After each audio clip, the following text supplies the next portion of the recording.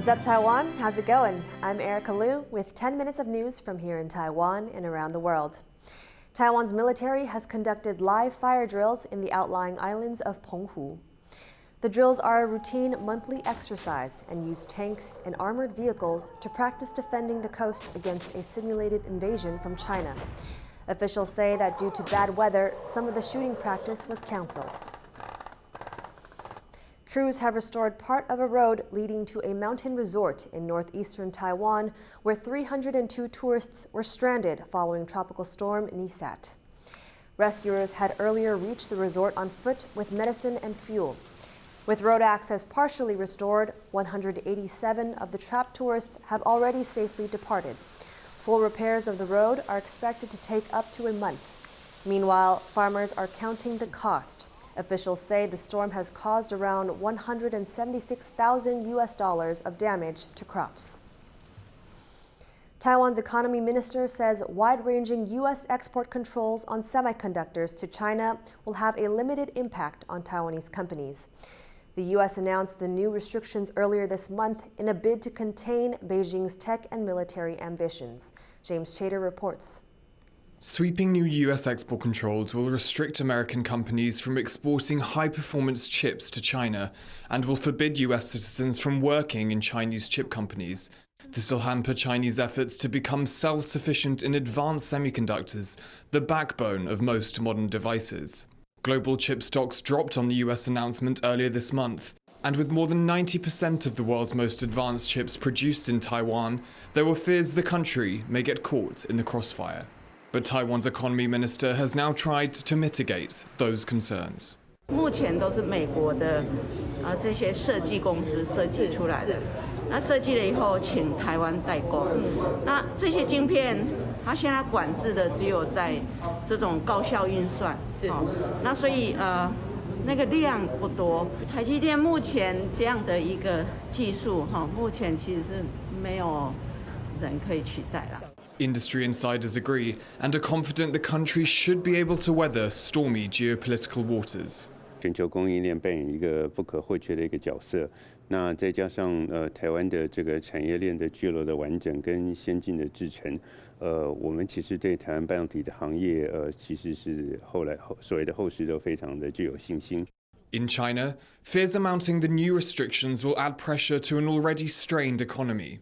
This week, Beijing delayed without explanation the release of its third quarter economic data, widely forecasted to show COVID-0 lockdowns continuing to stymie growth. Beijing has accused the US of weaponizing technology in the export controls. Taiwanese officials say any response will put national interest first. 不管是政府将来的政策，或者是企业自己的决策，过以后都要把国家安全跟 所谓的企业韧性放在优先的考量。 US-China tech competition shows no signs of slowing down, and as the impact of Washington's restrictions ripple through global supply chains, Taiwan, once again, will have to tread a fine line. Karma Xu and James Chater for TaiwanPlus.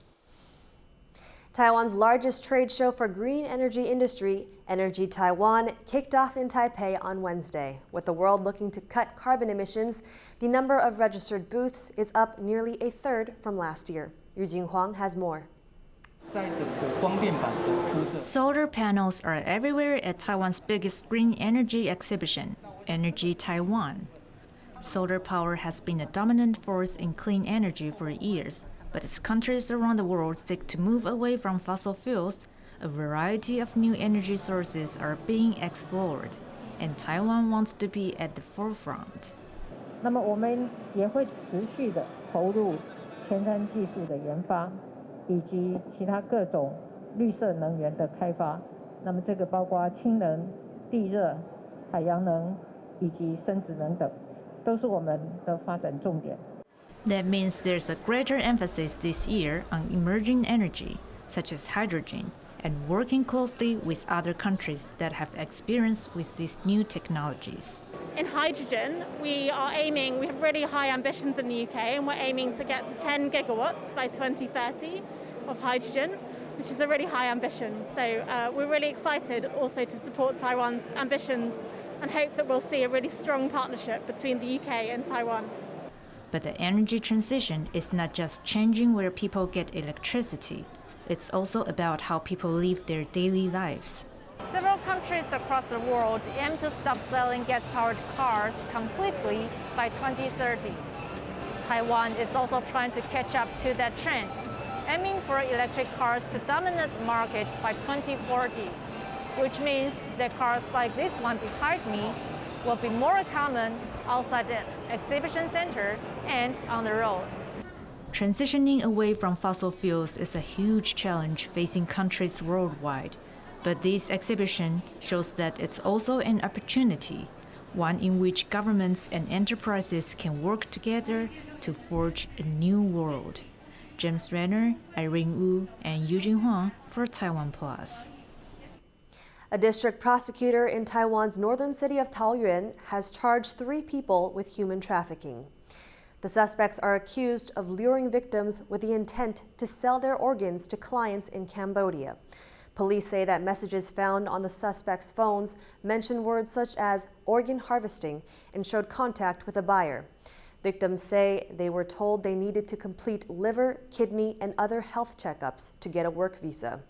The plan is said to have fallen through after the buyer found an alternative source. It's just the latest in a string of human trafficking cases involving Taiwanese citizens in Southeast Asia in recent months. Taiwan's government says the number of cases has dropped dramatically thanks to a public information campaign warning potential victims not to accept dubious job offers abroad. Taoyuan firefighters have won an international competition that's all about saving lives in the most difficult conditions. Jaime Okan explains. These firefighters from across Taiwan's northern city of Taoyuan are champions. They had the best scores at this year's National Pre-Hospital Care Championship in Malaysia, a competition that tests their ability to respond to a medical emergency in the wild. 非常开心能够得到这份奖项的殊荣，感谢就是团队及我们的带队官，然后还有就是我们的后勤小组，然后就是的训练，然后让我们可以在这个比赛中得到国际组的冠军。 The competition is held annually and hosted in Malaysia. Due to the COVID-19 pandemic, it hasn't been held since 2019. The team from Taiwan used this time to practice on their own, but even then, the course still proved to be a challenge. 初赛的时候，那个越野障碍赛，我们在那个充满泥泞的坡道上，然后我们这样匍匐前进，然后又钻过像下水道的涵洞，那这个过程是非常的艰辛。 One of the most difficult parts of the competition involved making a stretcher out of bamboo and carrying a victim to safety. The team's training paid off, and Taiwan was the only team to score above 90, blowing away the competition. 要把我们自己团队该有的素质还有能力表现出来，那最后终究有拿到了这个冠军。 As the team returns to Taiwan, citizens from their hometown can rest easy, knowing they have one of the world's best groups of first responders. Ricky and Jaime Okan for TaiwanPlus. Taiwan faces a challenge to keep economic growth at 3% next year. That's the word from Gong Mingxing, Minister of the National Development Council. A new report from the International Monetary Fund predicts global economic growth will slow next year to 2.7%.